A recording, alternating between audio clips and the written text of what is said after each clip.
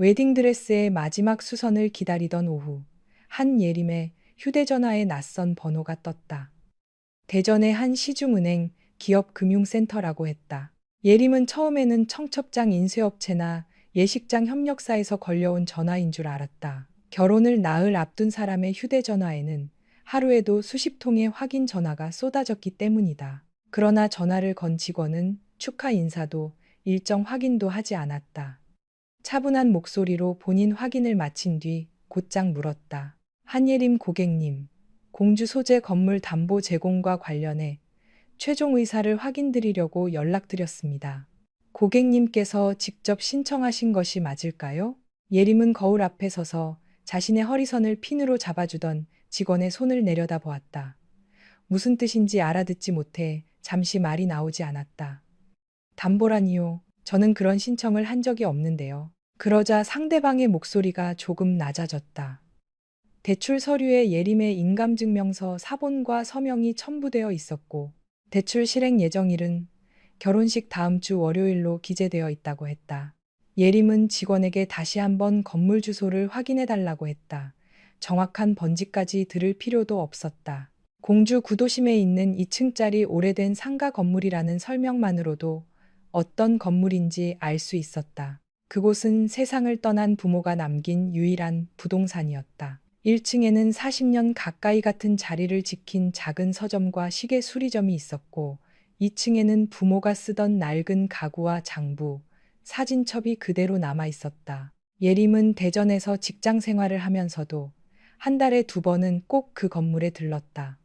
임대료 수익 때문만은 아니었다. 오래된 나무 계단을 밟고 올라가면 아직도 어머니가 끓이던 보리차 냄새와 아버지의 종이 넘기는 소리가 남아있는 것 같았다. 그 건물이 담보로 잡힐 수 있다는 말은 예림에게 돈을 잃는다는 경고가 아니라 부모와 연결된 마지막 문이 누군가의 손에 넘어갈 수 있다는 통보처럼 들렸다. 서류 접수자는 누구로 되어 있나요? 예림이 물었다. 직원은 개인정보 때문에 전화로 모두 설명하기 어렵다며 신청 과정에서 예비 배우자 서도 겸이 실무 연락을 맡았다고만 말했다. 예림의 귀에서 웨딩숍 음악이 갑자기 멀어졌다. 바로 옆에서는 다른 신부가 웃으며 사진을 찍고 있었고 직원들은 하얀 드레스 자락을 정리하느라 분주했다. 예림은 자신만 투명한 유리벽 안에 갇힌 기분이었다. 서도 겸 결혼을 나흘 앞둔 남자. 지난 5해 동안 한 번도 큰 소리를 낸 적이 없고 예림이 야근하는 날이면 회사 앞까지 따뜻한 국을 들고 오던 사람. 그는 얼마 전에도 공주 건물은 당신 부모님이 남긴 거니까 결혼해도 당신 뜻대로 관리해라고 말했었다. 그런데 그의 이름이 왜 담보대출 서류에 들어가 있는지 예림은 이해할 수 없었다. 예림은 수선을 중단하고 탈의실로 들어갔다. 드레스를 벗는 손이 자꾸 미끄러졌다. 직원이 몸이 불편한지 물었지만 예림은 회사에서 급한 연락이 왔다고 둘러댔다. 손끝이 떨리는 것을 들키고 싶지 않았다. 옷을 갈아입고 지하주차장으로 내려온 뒤에도 곧장 차에 타지 못했다. 콘크리트 기둥에 등을 기대고 한참을 서 있었다. 결혼을 준비하면서 서류를 건넨 일이 여러 번 있었다. 혼인신고 후 사용할 공동계좌를 만든다며 신분증 사본을 준 적도 있었고, 신혼집 리모델링 계약서를 검토해야 한다며 인감증명서를 발급한 적도 있었다. 그때 도겸은 바쁜 예림을 대신해 모든 행정 절차를 처리해 주겠다고 했다. 예림은 오히려 고마워했다. 자신이 회사에서 맡은 신제품 유통 프로젝트 때문에 정신이 없다는 것을 알고 부담을 덜어주려는 배려라고 믿었다. 예림은 은행 직원에게 다시 전화를 걸었다. 이번에는 주변 소음이 없는 차 안에서 최대한 침착하게 질문했다. 직원은 본인 동의가 확인되지 않으면 대출은 실행할 수 없다고 안심시켰지만 예림은 그 말만으로 마음을 놓을 수 없었다. 서류에는 예림의 인감증명서 사본뿐 아니라 자필처럼 보이는 서명과 건물의 임대차 현황, 최근 감정평가 자료까지 포함되어 있었다. 누군가 즉흥적으로 만든 서류가 아니었다. 오랫동안 준비한 흔적이 있었다. 예림은 방문 예약을 잡고 통화를 끝냈다. 그리고 바로 도겸에게 전화하려다 멈췄다. 손가락이 통화 버튼 위에 오래 머물렀다. 지금 물으면 그는 무슨 말을 할까? 단순한 행정착오라고 할까? 회사 직원이 잘못 접수했다고 할까? 아니면 부부가 될 사이에 왜 그런 걸 따지느냐고 되물을까? 예림은 아직 무엇이 진실인지 알 수 없었다. 다만 한 가지는 분명했다. 자신이 모르는 사이에 자신의 이름과 재산이 어떤 계획 속에 들어가 있었다. 5해 전 예림이 도겸을 처음 만난 곳은 대전의 한 지역 유통 박람회였다. 당시 예림은 식품 유통회사 상품기획팀 대리였고 도겸은 아버지에게 물려받은 인테리어 자재업체를 키우기 위해 거래처를 넓히던 중이었다. 도겸은 화려하게 말하는 사람은 아니었다. 전시 부스가 끝난 뒤 직원들과 함께 상자를 옮기고 가장 늦게까지 남아 바닥에 떨어진 포장지를 주었다. 예림은 그런 모습을 눈여겨보았다. 회식 자리에서 도겸은 자신의 사업을 과장하지 않았고 오히려 아버지가 남긴 거래처를 잃지 않는 것만으로도 아직 벅차다고 솔직하게 말했다. 예림은 그 말에서 허세보다 책임감을 느꼈다. 연애가 시작된 뒤에도 도겸은 서두르지 않았다.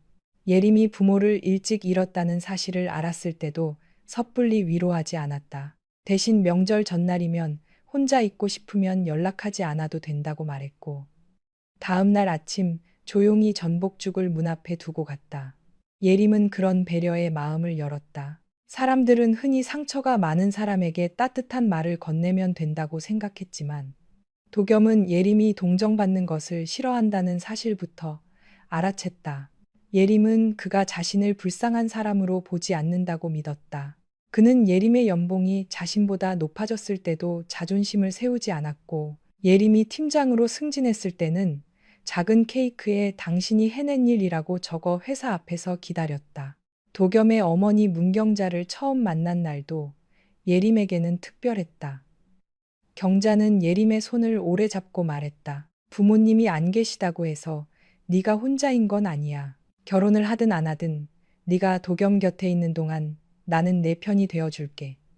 그 말은 예림이 가장 듣고 싶었지만 누구에게도 부탁하지 못했던 말이었다. 경자는 제사나 명절을 강요하지 않겠다고 했고 예림이 일 때문에 늦게 오는 날이면 음식을 따로 덜어두었다. 예림이 회사에서 힘든 일을 겪었다고 하면 해결책부터 말하지 않고 먼저 밥은 먹었는지 물었다. 예림은 경자에게서 어머니의 모습을 찾지 않으려 했지만 마음은 뜻대로 되지 않았다. 어느 순간부터 예림은 경자를 어머님이라고 부르는 일이 자연스러워졌고 경자의 생일에는 친딸처럼 한복을 골라드리기도 했다. 결혼 이야기가 나온 것은 지난해 가을이었다.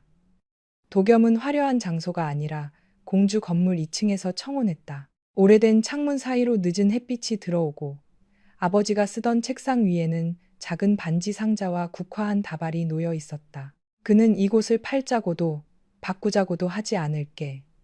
당신이 지키고 싶은 것을 함께 지키는 사람이 되고 싶어 라고 말했다. 예림은 그 말을 들으며 울었다. 재산을 탐내지 않겠다는 약속보다 자신의 과거와 기억을 존중하겠다는 의미가 더 크게 다가왔다. 예림은 그날 처음으로 가족을 다시 가질 수 있다고 믿었다. 결혼 준비는 대부분 대전에서 진행되었다. 예림은 지나치게 큰 예식을 원하지 않았지만 경자는 거래처와 친척 관계를 생각하면 어느 정도 격식을 갖춰야 한다고 했다. 도겸은 어머니와 예림 사이에서 늘 예림의 편을 드는 것처럼 행동했다. 어머니 예림이 회사 일이 얼마나 바쁜데 자꾸 예단 이야기하지 마세요.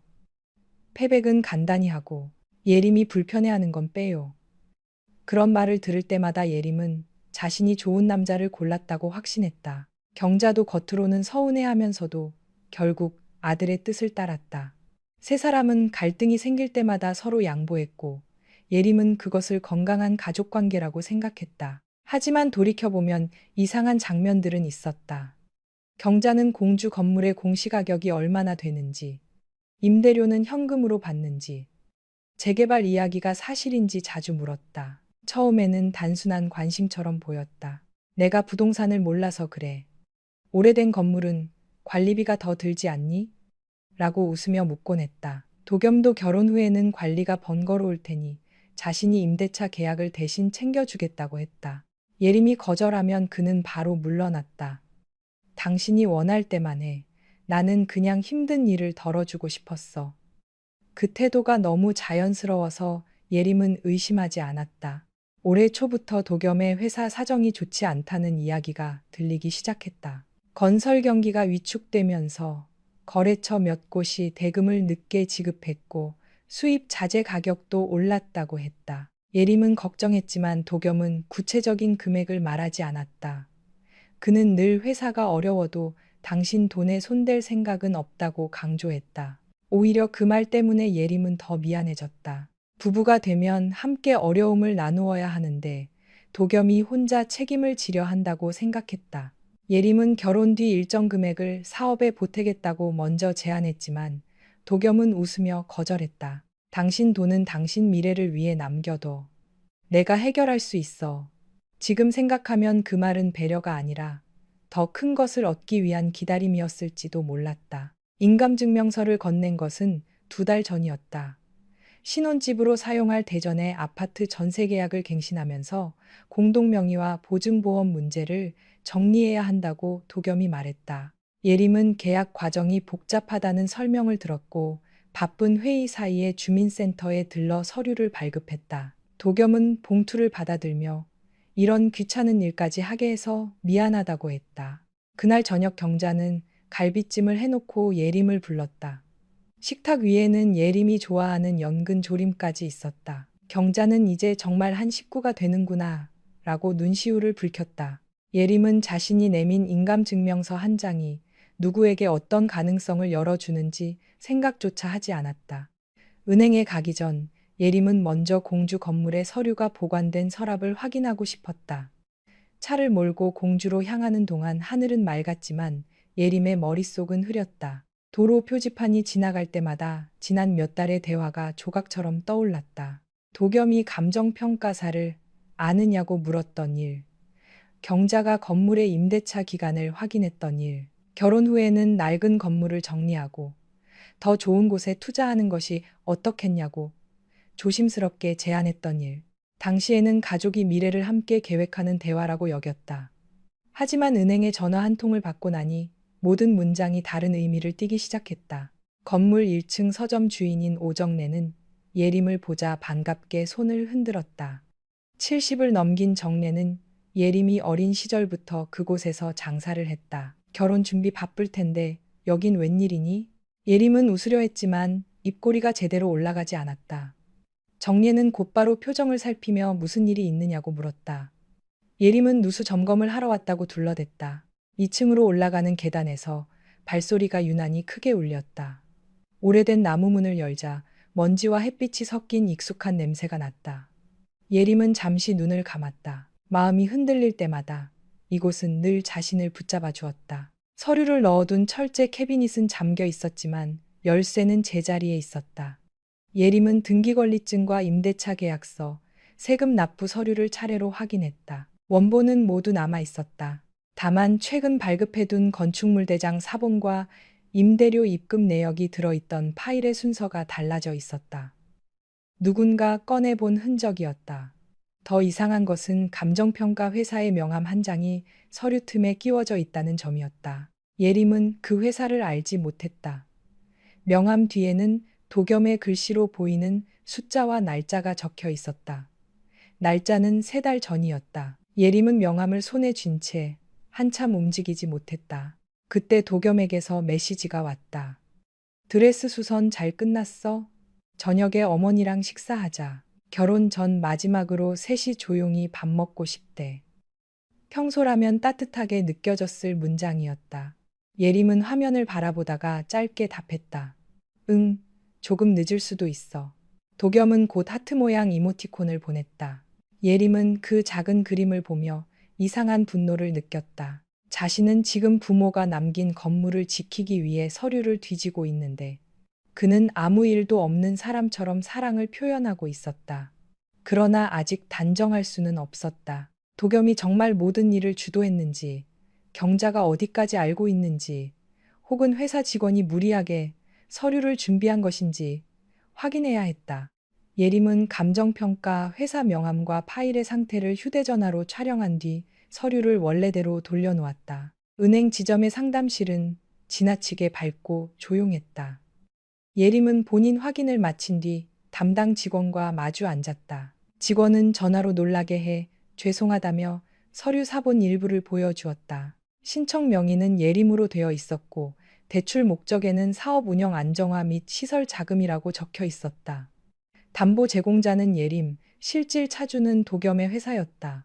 예림이 서명한 적 없는 위임장도 있었다. 글씨는 놀랄 만큼 비슷했지만 림자의 마지막 획이 예림의 습관과 달랐다. 예림은 글자를 보는 순간 손바닥이 차가워졌다. 이것은 실수가 아니었다. 누군가 자신의 서명을 흉내낸 것이었다. 이 서류를 누가 제출했습니까? 예림이 묻자 직원은 난처한 표정을 지었다. 최초 상담은 도겸이 했고 이후 회사의 재무 담당자가 서류를 전달했다고 했다. 본인 대면 확인이 남아 있어 아직 심사는 완료되지 않았지만 내부에서는 예비 배우자가 운영하는 회사이고 결혼 뒤 공동재산 형성이 예정되어 있다는 설명을 들었다고 했다. 예림은 천천히 숨을 들이마셨다. 제가 공동재산으로 제공하겠다고 말한 적이 있습니까? 직원은 없다고 답했다. 다만 제출된 상담 메모에는 예림이 결혼 후 해당 건물을 매각하거나 담보로 활용하는 데 동의했다는 문장이 적혀 있었다. 예림은 복사 가능한 범위의 자료를 요청했다. 직원은 내부 규정상 즉시 줄 수 없는 문서가 있다며 정식 이의 신청서를 작성하라고 안내했다. 예림은 한 글자씩 또박또박 적었다. 대출에 동의한 사실이 없으며 서명과 위임장 작성 여부를 확인해 달라고 썼다. 문장을 쓰는 동안 심장이 빠르게 뛰었지만 손은 오히려 차분해졌다. 서류 맨 아래에 진짜 자신의 서명을 하면서 예림은 이상한 감각을 느꼈다. 같은 이름이 두 개의 문서에 존재했다. 하나는 자신이 직접 쓴 이름이었고 다른 하나는 누군가 자신의 삶을 대신 결정하기 위해 흉내낸 이름이었다. 상담을 마치기 전 예림은 마지막으로 물었다. 이 대출은 언제부터 준비된 건가요? 직원은 전산 기록을 확인했다. 화면을 보는 짧은 시간이 예림에게는 아주 길게 느껴졌다. 직원은 조심스럽게 대답했다. 최초 상담 등록일은 석 달 전이며 감정평가 의뢰도 같은 주에 들어갔다고 했다. 예림과 도겸이 결혼식장을 계약한 지 불과 이틀 뒤였다. 더구나 그 시기에는 아직 예림이 인감증명서를 발급하기 전이었다. 누군가는 결혼이 확정되자마자 예림의 건물을 담보로 삼을 계획을 세우고 필요한 서류가 손에 들어오기를 기다리고 있었다. 예림은 은행을 나와 차에 앉았지만 시동을 걸지 않았다. 유리창 밖으로 사람들이 평범한 오후를 지나가고 있었다. 결혼을 앞둔 설렘도, 배신을 알아챈 충격도 세상에는 아무 영향을 주지 않았다. 예림은 도겸과 처음 만난 날부터 공주 건물에서 청혼받던 순간까지 떠올렸다. 당신이 지키고 싶은 것을 함께 지키는 사람이 되고 싶어. 그 말이 머릿속에서 반복되었다. 이제는 약속이 아니라 조롱처럼 들렸다. 그러나 눈물은 나오지 않았다. 아직 울기에는 모르는 것이 너무 많았다. 예림은 휴대전화를 들어 도겸과의 대화방을 열었다. 하트 모양 이모티콘 아래에 몇 시쯤 올 수 있어? 라는 메시지가 새로 와 있었다. 예림은 한참 뒤 답장을 보냈다. 7시까지 갈게. 어머님께 늦어서 죄송하다고 전해줘. 보내기 버튼을 누른 뒤 그녀는 은행에서 받은 접수증을 가방 깊숙이 넣었다. 도겸을 당장 찾아가 묻고 싶었다. 왜 자신의 이름으로 대출을 준비했는지, 왜 약속과 정반대의 일을 했는지, 지난 5해 동안 무엇이 진실이었는지 소리치고 싶었다. 하지만 예림은 차 안거울로 자신의 얼굴을 바라보며 감정을 눌렀다. 지금 질문하면 그는 답을 준비할 시간을 얻을 것이다. 거짓말을 정리하고 서류를 없애고 모든 일을 오해로 돌릴지도 몰랐다. 예림은 더 이상 자신이 듣고 싶은 말을 믿지 않기로 했다. 이제부터는 말이 아니라 기록과 행동만 보겠다고 마음먹었다. 그날 저녁 예림은 예정대로 도겸의 집에 갔다. 식탁에는 잡채와 갈비찜, 전복구이가 정갈하게 놓여 있었다. 경자는 예림을 보자 안쓰러운 얼굴로 손을 잡았다. 얼굴이 왜 이렇게 쑥해졌니? 결혼 준비한다고 너무 무리한 것 아니야? 예림은 피곤해서 그렇다고 답하며 웃었다. 경자는 예림의 밥그릇에 갈비를 올려주었고 도겸은 물잔이 비기도 전에 다시 채웠다. 두 사람의 행동은 평소와 조금도 다르지 않았다.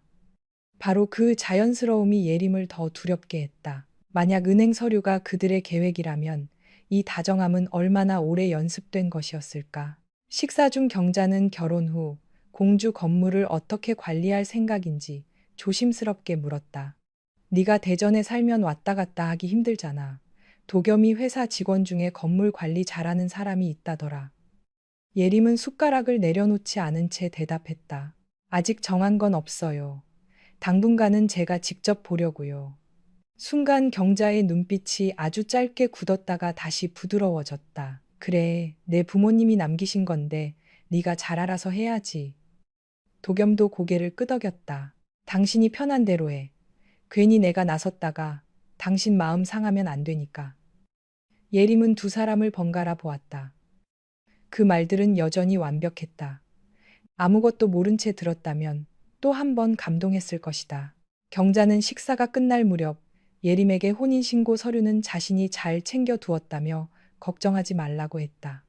예림은 가볍게 물었다. 제가 드린 인감증명서도 어머님 댁에 있나요? 경자의 손이 찻잔 위에서 아주 잠깐 멈췄다. 도겸이 대신 답했다. 아, 그건 내가 사무실 서랍에 넣어뒀어. 전세 계약 정리할 때 필요해서. 왜? 예림은 아무렇지 않은 얼굴로 웃었다. 회사에서 복지 신청할 때 한 부 더 필요할 수도 있다고 해서요. 어디 있는지만 궁금했어요. 도겸은 안심한 듯 미소 지었다. 내일 내가 찾아서 줄게. 예림은 고맙다고 말했다. 그러나 속으로는 이미 알고 있었다. 그 서류는 전세 계약을 위해 보관된 것이 아니었다. 집으로 돌아오는 길, 예림은 처음으로 자신이 사랑해 온 관계 전체를 의심했다. 하지만 다섯 해의 모든 순간이 거짓이었다고 단정하는 일도 두려웠다. 도겸이 처음에는 진심으로 자신을 사랑했지만 회사가 어려워진 뒤 변한 것일 수도 있었다. 경자가 처음에는 좋은 마음으로 다가왔다가 건물의 가치가 커지자 욕심을 낸 것일 수도 있었다. 혹은 두 사람이 처음부터 계획을 세웠을 가능성도 있었다.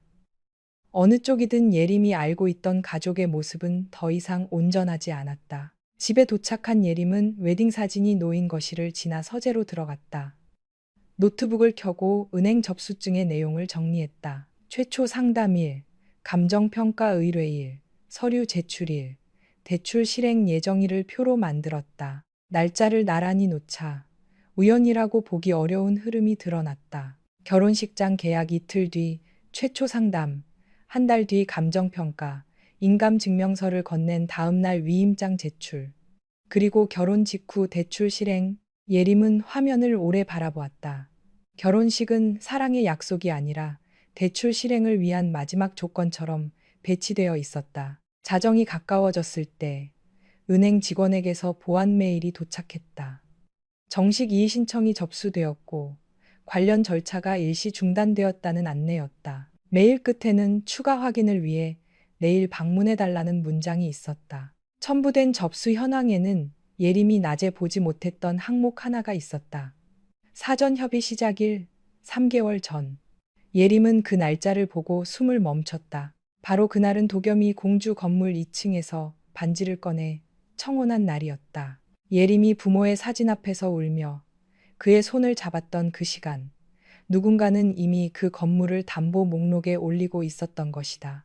한예림은 새벽이 가까워질 때까지 잠들지 못했다. 침대 옆 협탁에는 결혼식 전날 사용할 향수와 신혼여행 일정표가 나란히 놓여 있었지만 그녀의 시선은 노트북 화면에서 떨어지지 않았다. 청혼한 날과 대출 사전 협의가 시작된 날이 같다는 사실은 단순한 우연으로 받아들이기 어려웠다. 도겸은 그날 공주 건물의 창문을 직접 닫고 예림의 부모 사진 앞에 국화를 놓았다. 그는 떨리는 목소리로 평생 그녀가 지키고 싶은 것을 함께 지키겠다고 약속했다. 그런데 같은 날 자신의 회사와 은행 사이에서는 그 건물을 담보로 사용하는 상담이 시작되었다. 청혼이 사랑의 고백이었는지 재산에 접근하기 위한 첫 공식 절차였는지 예림은 더 이상 구분할 수 없었다. 아침 7시가 되자 예림은 회사에 몸이 좋지 않다는 연락을 남겼다. 결혼 휴가를 앞두고 있어 동료들은 무리하지 말라며 걱정했지만 그녀는 미안함을 느낄 여유조차 없었다. 은행이 문을 열기 전에 먼저 만나야 할 사람이 있었다. 대학 시절부터 알고 지낸 친구 나현주였다.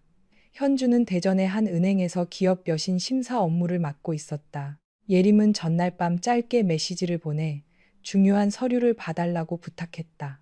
이유를 묻지 않던 현주는 출근 전 은행 근처의 작은 카페에서 만나자고 했다. 예림이 도착했을 때 현주는 이미 창가 자리에 앉아 있었다. 평소라면 결혼을 나흘 앞둔 친구를 보자마자 농담부터 했을 사람이었지만 예림의 얼굴을 본 순간 말없이 따뜻한 차를 밀어주었다. 예림은 은행 접수증과 자신이 정리한 날짜표를 테이블 위에 놓았다. 그리고 처음 전화가 걸려온 순간부터 전날 저녁 도겸의 집에서 인감증명서의 행방을 물었던 일까지 차분하게 설명했다. 이야기를 듣는 동안 현주의 표정은 점점 굳어졌다. 정말 네가 서명한 게 아니야? 한 번도 아니야. 대출 상담을 한다는 말조차 들은 적 없어. 현주는 서류의 문구를 여러 번 읽었다. 담보 제공 예정자는 예림, 실질 차주는 도겸이 대표로 있는 서진 인테리어 자재였다. 사업 운영 안정화와 창고시설 개선이라는 목적이 적혀 있었지만 대출금의 세부 사용 계획은 비어 있었다. 현주는 손가락으로 빈칸을 짚으며 말했다. 보통 이런 규모의 담보대출이면 돈을 어디에 쓸지 구체적으로 써야 해. 아직 본심사 전이라 일부러 비워둔 것 같아. 내 명의와 담보가 먼저 확보되면 나중에 회사 쪽 자료를 맞추려 했을 수도 있고. 예림은 자신이 가장 두려워하던 질문을 했다. 내 인감증명서 사본만으로 정말 대출이 가능해? 현주는 고개를 저었다. 본인 확인과 담보 설정 절차가 남아있기 때문에 정상적인 은행이라면 예림이 직접 동의하지 않는 이상 실행되기 어렵다고 했다. 그러나 문제는 누군가 이미 그녀의 서명을 흉내 내 위임장을 만들었고 은행에 예림이 동의했다는 설명까지 했다는 점이었다. 만약 담당자가 확인 절차를 허술하게 처리했거나 예림이 도겸을 믿고 추가 서류에 무심코 서명했다면 상황은 달라질 수 있었다. 이건 대출이 실행됐느냐만 볼 일이 아니야. 현주가 낮은 목소리로 말했다. 누군가 내 동의를 얻었다고 거짓말했고 서류를 준비했고 감정평가까지 진행했어. 실패한 시도라고 해서 없던 일이 되는 건 아니야. 예림은 그 말을 들으며 입술을 깨물었다. 현주는 당장 도겸을 추궁하지 말라고 조언했다. 관련 자료가 사라질 수 있고 회사에서 서류를 새로 만들거나 은행 상담 내용을 다른 방식으로 설명할 시간을 줄 수 있기 때문이었다. 먼저 인감 관련 조치를 취하고 모든 금융기관의 본인 의사와 다른 담보 제공에 동의하지 않는다는 기록을 남긴 뒤 법률 전문가를 만나야 했다. 현주는 휴대전화 연락처를 검색해 한 사람의 이름을 적어 주었다. 임재욱 변호사. 과거 현주의 은행에서 기업 대표의 배우자가 모르게 작성된 연대보증 서류를 두고 분쟁이 생겼을 때 자문을 맡았던 변호사였다. 기업 금융과 재산 분쟁을 함께 다루며 감정에 휩쓸리기보다 기록부터 확보하는 사람이라고 했다. 예림은 이름과 사무실 번호를 저장했다. 결혼식은 어떻게 할 거야? 현주가 조심스럽게 물었다. 예림은 바로 대답하지 못했다. 며칠 전까지만 해도 결혼식 날의 꽃 장식과 식사 메뉴를 고민했다. 지금은 그 행사가 자신을 도겸의 회사 채무와 묶기 위해 기다리는 마감일처럼 느껴졌다. 하지만 대출 상담에 도겸이 관여했다는 사실만으로 5회의 관계를 곧바로 끝낼 수 있을지 예림 자신도 확신이 서지 않았다. 아직 모르겠어. 다만 사실을 다 확인하기 전에는 아무것도 결정하지 않을 거야. 현주는 예림의 손등을 덮었다. 그동안 네가 혼자 결정하고 혼자 견디는 데 익숙했던 건 알아. 하지만 이번에는 혼자 하지 마. 가족이 없다는 게 내 편이 없다는 뜻은 아니야. 그 말에 예림의 눈이 잠시 붉어졌다. 도겸과 경자는 늘 그녀에게 가족이 되어주겠다고 말했다. 그런데 정작 위기의 순간 가장 먼저 손을 내민 사람은 오래전부터 말없이 곁을 지켜온 친구였다. 예림은 울지 않으려고 차가 식을 때까지 천천히 마셨다. 은행에서 추가 확인을 마친 뒤 예림은 주민센터에 들렀다. 기존 인감과 관련된 신고 상태를 확인하고 불필요한 증명서가 더 이상 발급되지 않도록 조치를 문의했다. 담당자는 서류상 분실이나 도용이 의심된다면 인감을 변경하고 관련 사실을 기록해 두는 것이 좋다고 안내했다. 예림은 오랫동안 사용하던 도장을 폐기 신고하고 새 인감을 등록했다. 어머니가 20살 생일에 만들어준 도장이어서 마음이 아팠지만 누군가 이미 그것을 자신의 의사에 반해 사용했다면 더 이상 추억만으로 간직할 수 없었다. 도장을 바꾸고 나오자 도겸에게 전화가 왔다. 예림은 화면을 한참 바라보다 받았다. 어디야? 아침부터 연락이 없어서 걱정했잖아. 그의 목소리는 여전히 다정했다. 예림은 병원에 다녀왔다고 거짓말했다. 최근 잠을 제대로 자지 못해 몸살 기운이 있다고 하자 도겸은 즉시 약을 사들고 가겠다고 했다. 예림은 회사에 잠깐 들러야 한다며 거절했다. 그래도 오늘 저녁에는 꼭 쉬어. 이제 며칠만 지나면 내가 옆에서 다 챙겨줄게. 예림은 그 말을 듣고 눈을 감았다. 이전에 자신이었다면 안도했을 것이다. 하지만 지금은 챙겨준다는 표현조차 통제와 관리의 다른 말처럼 들렸다. 그녀는 최대한 평범하게 대답하고 전화를 끊었다. 임재욱 변호사의 사무실은 법원 근처의 오래된 건물에 있었다. 유리와 대리석으로 꾸민 화려한 로펌을 상상했던 예림은 벽면 가득 서류철이 꽂힌 조용한 공간을 보고 오히려 마음이 놓였다. 재욱은 40을 앞둔 나이로 보였고 말수가 많지 않았다.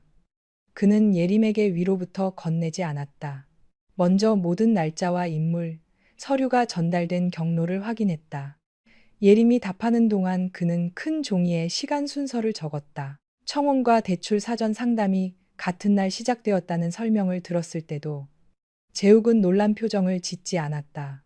다만 펜으로 그 날짜에 동그라미를 2번 그렸다. 감정적으로 가장 중요한 날짜이면서 금융 절차에서도 시작점이군요. 예림은 그 말이 잔인할 정도로 정확하다고 느꼈다. 재욱은 우선 지금까지 확인된 사실과 추측을 분리해야 한다고 말했다. 확인된 사실은 도겸이 예림의 건물을 담보로 한 대출 상담의 실무 연락자로 등록되어 있다는 것, 예림이 작성하지 않은 서명과 위임장이 제출되었다는 것, 감정평가가 청혼 직후 시작되었다는 것이었다.